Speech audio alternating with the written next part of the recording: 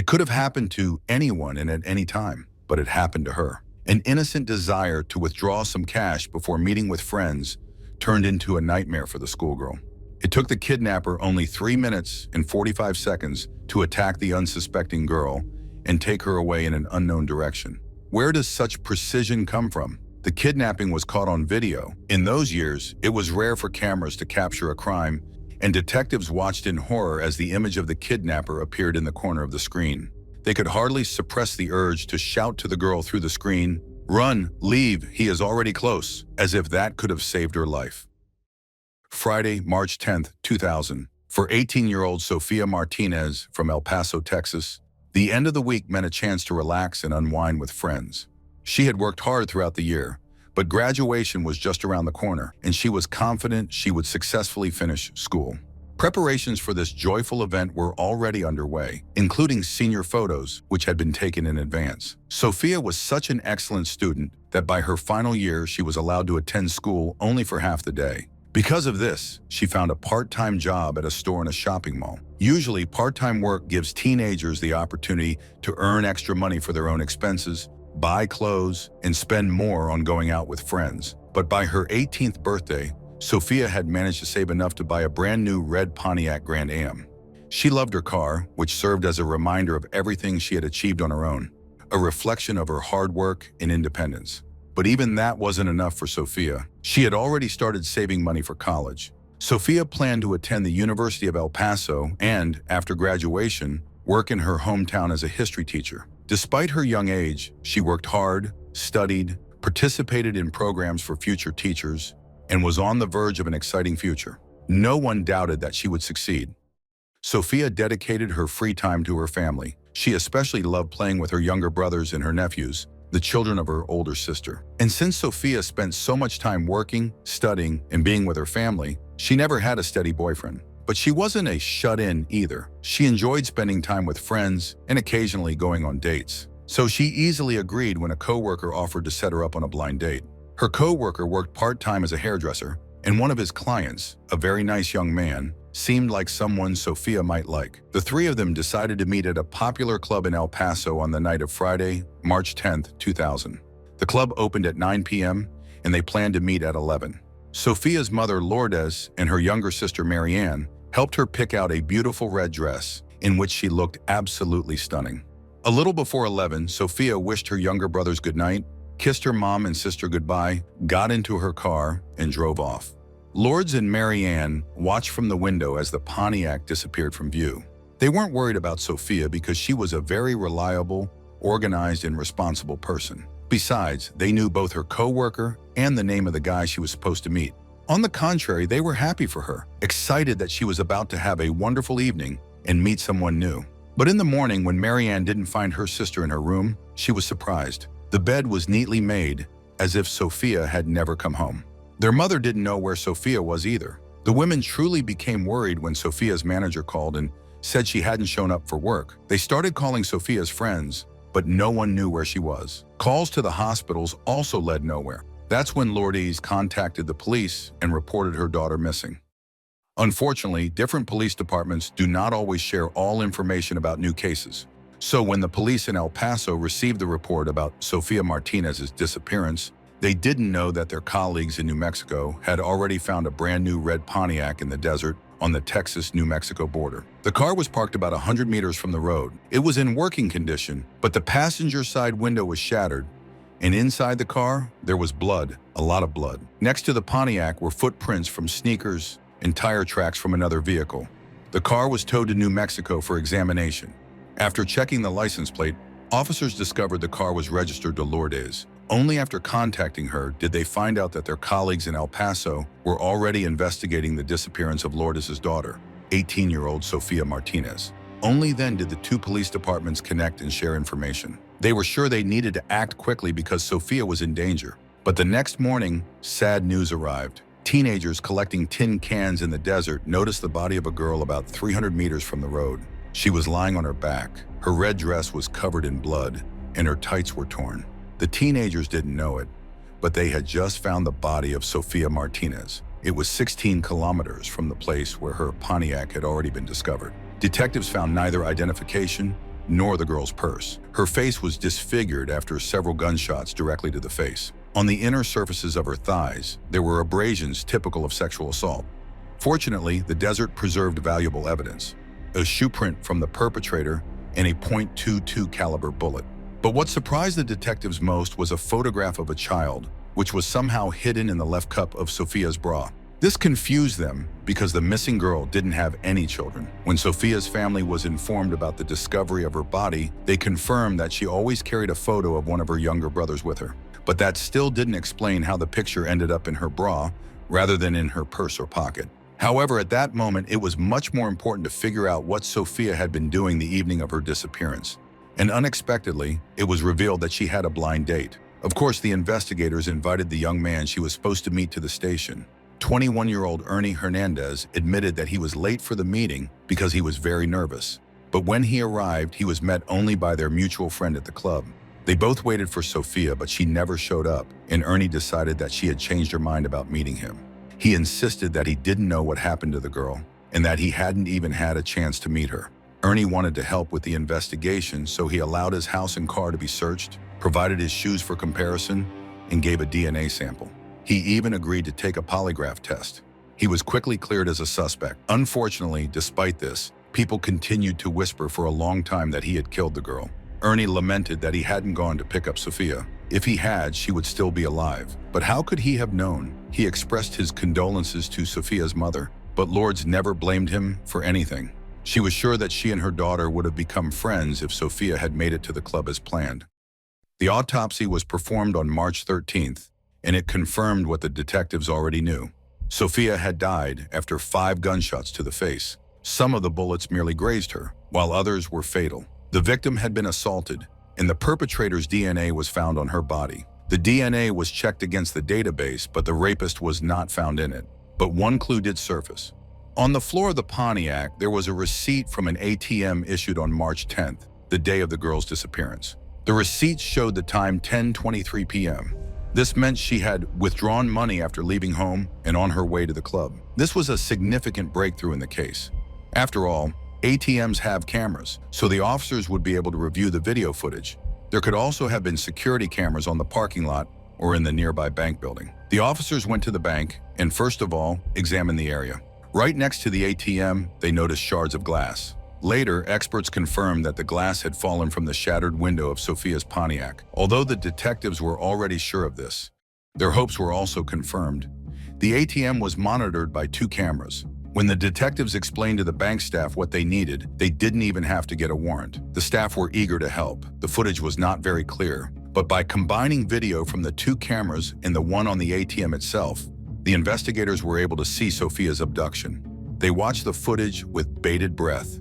It's important to remember that this was the year 2000. The number of cameras on the streets wasn't as impressive as it is today. While now there is a camera in every smartphone, and it's nearly impossible to hide from a watchful digital eye back then, the footage of Sophia's abduction left an indelible impression on the detectives. As they watched the video, they wanted to shout, to warn the girl, as if they could have changed anything. Here's what they saw.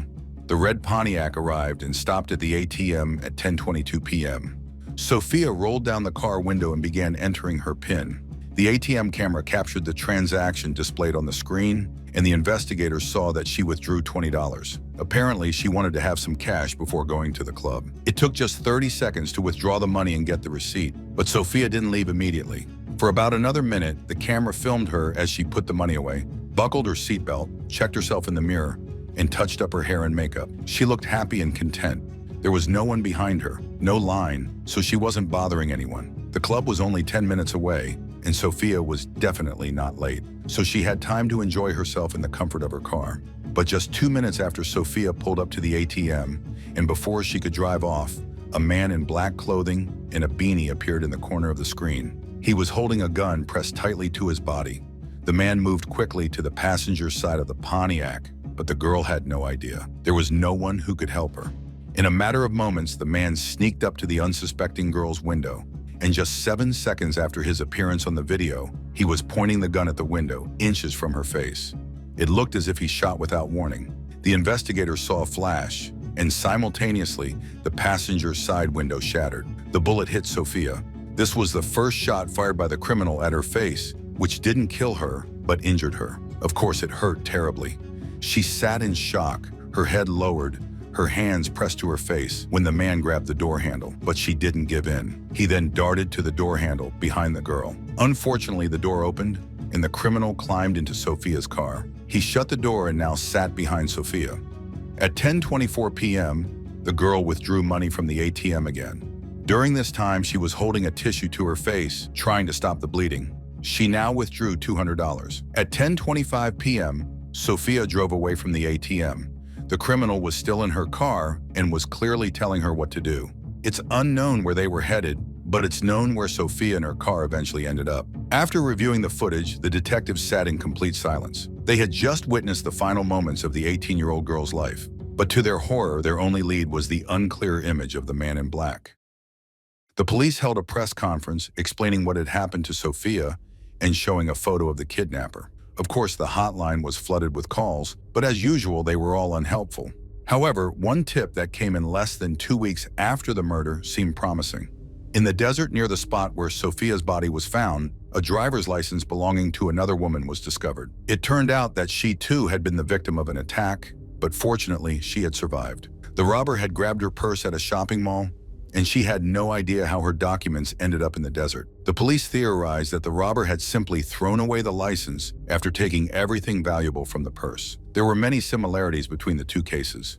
First of all, it was the same shopping mall where Sophia worked. Before the murder, Sophia had also been robbed. And finally, the document was found in the same place as Sophia's body. The media quickly jumped to conclusions and began to accuse the mall robber of the murder, creating such a stir that he turned himself into the police. His name was Josh Valenzuela, and he certainly did not want to be associated with the murder. He provided DNA, which did not match the rapist's DNA. Additionally, he did not resemble the criminal in the video. He was cleared from the list of suspects. Months went by. The bank near where Sophia was attacked installed additional surveillance cameras and improved the lighting around the ATM. Unfortunately, this was the only change in the case. However, people did not lose hope and continued to raise a reward for information about the killer. A local radio station, local businesses, and even Sophia's classmates all came together to fundraise. In the end, they managed to collect $51,000. 6 months passed, and everyone thought the case would remain unsolved. However, when the detectives least expected it, the police received a call from 20-year-old Heather Jacques. She confessed that she knew who attacked Sofia Martinez and that she had been haunted by nightmares for the past 6 months, but she couldn't come forward earlier. So what had changed now? Heather explained that one of the accomplices had been sent to prison for another crime, and that person was her still husband, Michael Angelo Jacques. Heather shared what she knew, or rather, what her husband had told her. In March 2000, Heather, who was expecting a child, was hospitalized with an infection. On the evening of March 10th, the same night of the attack on Sophia, Heather's husband, Michael Hackis, and his friend William Joseph Berkeley were with her in the hospital room. The men weren't shy about discussing their plans in front of Heather. From their conversation, she understood that they were going to get some money. Heather assumed they were talking about selling illegal substances, as this wasn't their first time doing something like that. They left later in the evening, but before they did, William or Will grabbed some gloves that were in a package in the room and a few packets of Vaseline. Heather was curious and asked, "Why do you need those?" "For that," Will snapped. Michael returned around 10 p.m., and Heather was sure of the time because she was watching the news. He immediately told her they had committed a robbery. Michael explained that he had dropped off Will at the ATM, where Will hid in the bushes. Meanwhile, Michael waited for him in the parking lot of a billiard club. Michael told his wife that he saw a red car pull up to the ATM. How he could have seen this from the parking lot of the billiard club, which was quite far from the ATM, was unclear. According to Michael, the driver of the car was entering the pin when Will approached the vehicle and shot through the window. He forced the driver out of the car and drove away, stealing the vehicle. Michael claimed he tried to follow the red car, but it was driving too fast. So he went back to the billiard club to have a couple of beers and wait for Will. However, Will never showed up, so Michael returned to the hospital to be with his wife. Since investigators had already viewed the video, they knew things didn't happen quite the way Michael described. It was unclear whether Will had misled Michael or if Michael was deliberately withholding details from his wife, especially since she was expecting their child. Will arrived at the hospital around midnight. The stolen car was still with him. Mike told Heather that they were going to drive the Pontiac out to the desert near the border and burn it. After that, he left. Heather fell asleep as she was still feeling sick. When she woke up in the morning, her husband was there. He told her that they had burned the car in the desert near the border, but that wasn't true. The car was found in a different location, not the one Mike mentioned, and it wasn't burned. On March 11th, Heather was discharged from the hospital. She decided to grill some steaks for her family and Will, who was living with her, her husband, and their 2 children. Heather was worried that her husband might get into legal trouble, and she started asking Will questions. She wondered what he would do if the woman whose car he had stolen had seen his face. Will turned around and smugly said, "I'm sure she saw my face." He then handed Heather Sofia Martinez's driver's license. Heather was shocked to see how young the woman was, just 2 years younger than her. She couldn't understand why he had taken her ID. Mike explained that this way, the victim would be too scared to report the crime, fearing that the criminals knew where she lived. Then right in front of her, Will threw Sofia's ID into the grill fire. The events that followed in their house frightened Heather even more. Will suddenly shaved off all his hair, including his facial hair. Heather also noticed a keychain for the Pontiac, which clearly had once belonged to Sophia, but now it had Mike's key on it. Heather realized that her husband was deeper into this situation than he let on. She was afraid that it could end badly and worried about their children, who might be left without a father, and possibly without a mother if she were considered an accomplice. On March 12th, Mike asked Will to leave their house because Heather didn't like his company. Heather indeed didn't like Will's presence, nor how the men acted as if nothing had happened. However, she was horrified when, on the news, she learned that Sofia Martinez had not just been robbed, but murdered after being sexually assaulted. Heather demanded an explanation from her husband, and she began to panic. But Mike told her to calm down and keep herself busy, like cleaning the grill to get rid of any evidence in case the police showed up. Heather, afraid of her husband, obeyed. She gathered all the ashes, put them in a bag, and threw them away, but she hid the partially intact ID of Sophia. Later, the couple went to court because Mike was accused of issuing a fake check. That was when Heather saw the $200 her husband had, the same amount Sophia had withdrawn from the ATM. Mike explained where he got the money. Heather didn't understand why Mike had the money if Will had stolen it. However, when the news showed the photo of the robber, Heather realized why Will had shaved. Despite the blurry image, she could have recognized him. Among Mike's belongings, she also found the shirt that Will had worn that day. Mike told her to throw it away. All this time, she hadn't dared to disobey him, but after Mike was arrested, she wasn't as afraid anymore. This was the first time that 23-year-old Mike Hackus had gotten into trouble with the law, but this time he ended up behind bars for domestic violence. Mike had beaten Heather, and she reported it to the police. She told him she was going to tell the detectives everything she knew about the Sophia case. Mike asked her not to rush and to wait for his release so they could go to the police station together, probably hoping for a reward. But Heather did it her own way. She told the detectives everything she knew, signed her statement, and gave them the almost untouched driver's license of Sofia Martinez.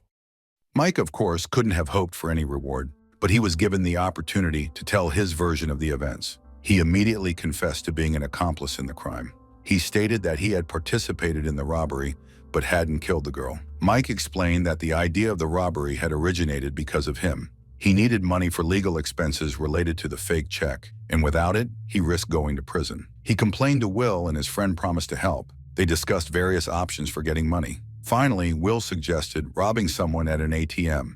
Will got a black revolver and some black clothing. For a while, the men drove around the city, looking for an ATM that was in a quiet area with poor lighting. Once they found a suitable location, they parked the car so that Mike could see the ATM. Will got out, changed into black clothes, put on medical gloves, grabbed the gun, and hid in the bushes. Mike waited in the car and suddenly saw a shiny new red Pontiac. At first, he thought the driver must be wealthy, but then he realized it was a schoolgirl driving and started flashing his headlights. He wanted to signal Will to wait for the next car, but Will misunderstood his signal. Mike claimed he couldn't see what happened next, but when the Pontiac drove off, he realized that his friend was in that car. So he supposedly went back to his wife at the hospital. He told Heather that he had waited for Will at the pool hall. Will arrived at the hospital closer to 3 a.m., and Mike was surprised to see the broken window of the Pontiac. He asked what had happened. This was puzzling because Mike hadn't heard a shot, even though he was on an empty parking lot just a few meters away from the ATM. Will explained that he had tried to open the passenger door, but it was locked.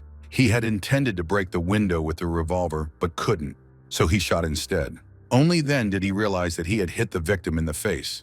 He ordered the girl to open the door, and she obeyed. He got in. She tried to drive away, but he told her to take out the money, and only after that did he allow her to leave. The kidnapper then drove his victim into the desert. He told Mike that on the way there, Sophia had tried to negotiate with him, even offering him sex. Will had refused. Terrified, the girl asked him, "Am I going to die?" To which Will replied, "I don't know." In the desert, he forced her out of the car, and she asked him again if he was going to kill her. He said yes. Then Sophia asked the killer to give her a photograph from her purse. It was a picture of her little brother. She asked him to hold it for her in her final moments. Will brought her the picture, then aimed the gun at her forehead and shot. Sophia fell to her knees and he fired the remaining bullets into her. He confessed to his friend that he looked down at the dead girl and smiled. If Mike's words are to be believed, Will also chose not to share all the details with his friend. Mike helped Will drive the red Pontiac into the desert. Then Mike took Will home and went to the hospital to his wife. The man finished his confession by stating that he had thrown Sophia's car keys onto the roof of their house. The last time he had seen the revolver, it was on Will's father's nightstand. Officers did indeed find the keys on the roof. Now it was time to talk to Will. The suspect was only 21 years old. Previously, he had worked and lived with his girlfriend and their 4-year-old daughter. But suddenly, he abandoned his job, his girlfriend, and his daughter and moved in with Mike. However, after Mike kicked him out of the house, he returned to live with his parents. On October 1st, the police found the man hiding in his parents' bedroom. Interestingly, Will immediately confessed to the murder, taking full responsibility for it. He barely mentioned Mike. The man signed his confession. However, after speaking with his father, Will asked the detectives to meet with him again. It's likely that his father told him he was foolish to cover for his friend, as Mike had already confessed to the police. Will explained to the investigators that he and Mike had made a deal. Whoever the police caught first would take all the blame. "We were supposed to be brothers," he said bitterly. This time, he revealed more details about the kidnapping and murder, portraying Mike as the manipulator and mastermind of the crime. His version didn't differ too much from what the detectives had already heard from Mike, but Will tried to make himself seem more human in their eyes. For example, when he ordered Sophia to drive away from the ATM, he noticed she was bleeding. He was scared she might lose consciousness, so he moved to the driver's seat. Will dared to claim that he shot Sophia because she started making advances toward him, which made him uncomfortable. He said he fainted from fear, and when he woke up, she was lying on the ground, and he didn't know whether she was alive or dead. Terrified, he drove to the hospital, where Mike told him what to do next. The investigators didn't believe him, but they had his confession, and for the moment, that was enough. The police searched Will's parents' house and found the remaining black clothes, sneakers that left prints in the desert, and the revolver. Although the expert couldn't confirm that it was the weapon used in the murder, Will's DNA matched that of the rapist. Both men, William Joseph Berkeley and Mike Hackus, were charged with murder. Before the trial began, the prosecutor stated that they would seek the death penalty for Will. In Texas, these are not empty words. While in other states, a convicted person may pass away from natural causes before being executed, in Texas, the death penalty by lethal injection is a very real threat. Will was terrified and withdrew his confession. He claimed that he and Mike had only planned to commit the robbery, but their plans were interrupted by 4 girls. They picked him up when he was hitchhiking, and he went with them. Will argued that his only mistake was signing the confessions at the police station. Without glasses, he couldn't read what was written, and since his lawyer wasn't present, he thought he was signing a request to have a lawyer provided to him. Did he really think anyone would believe that? The trial of William began in April 2002. It should have been a triumph of justice for Sophia, but once again, her memory and her family were subjected to another insult. Will's father took the witness stand, stating that his son and Sophia had actually known each other.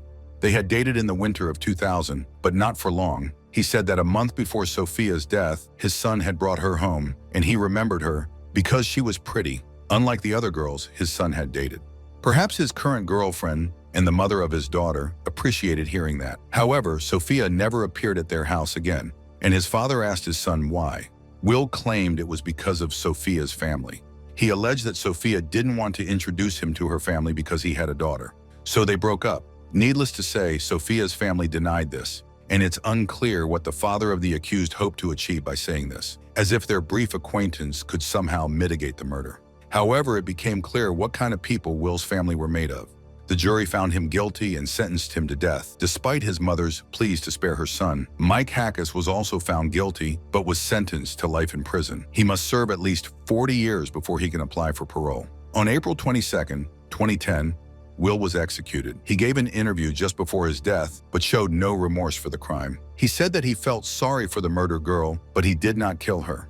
Some might argue that someone like Will wouldn't have been able to stay under the radar for long and would have been caught for another crime. But thanks to Heather, no one else suffered at the hands of Will and Mike. The police believe that without her intervention, the case could have gone unsolved. Since the crime occurred so close to the border, detectives had begun to believe that the killer had crossed it and they would never trace his whereabouts. Heather received a reward, which she likely needed, as after her husband's arrest, she was left to care for 3 young children. Unfortunately, Heather passed away in 2016 at the age of only 35. As for Sophia's family, they are left with only memories, personal belongings, and photos of the girl, including one taken for her upcoming graduation, never knowing that Sophia would never appear in that photo and that she would forever be 18 years old. This photograph serves as a reminder of what Sophia was robbed of, a happy future for which she had worked so hard and was so sure of.